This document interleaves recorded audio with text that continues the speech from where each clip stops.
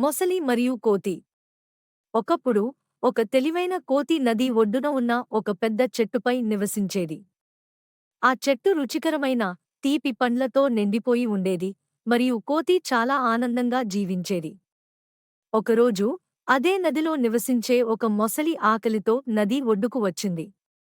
అది బలహీనంగా, బాధతో కనిపించేది. కోతి దీనిని గమనించి దయతో కొన్ని పండ్ల ఇచ్చింది.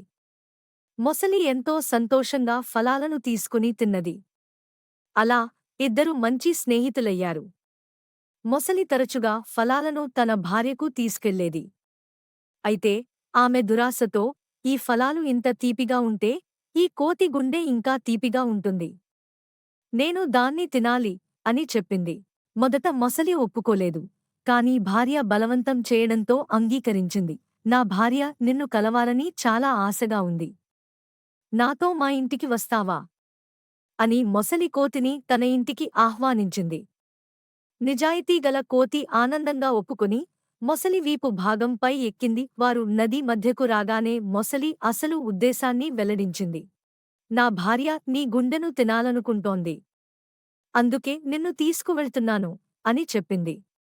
కోతి ఆశ్చర్యపోయింది కాని తన తెలివితో ఒక ఉపాయాన్ని ఆలోచించింది. అయ్యో! నా మిత్రమా, నువ్వు ముందే చెప్పాల్సింది కదా! నా గుండెను చెట్టుపైనే వదిలేశాను. పద తెచ్చుకుందాం అని చెప్పింది. తెలివి తక్కువ ముసలి దాన్ని నమ్మి తిరిగి ఒడ్డుకు వచ్చింది. ఒడ్డుకు చేరగానే కోతి వెంటనే చెట్టెక్కి నవ్వుతూ, నీ మోసాన్ని నేను తెలుసుకున్నాను. నీవు నాకు మిత్రుడు కావు. ఇక మీదట నిన్ను ఎప్పుడూ నమ్మను అని చెప్పింది. మొసలి సిగ్గుతో తలవంచుకుని నదిలో వెనక్కి వెళ్ళిపోయింది.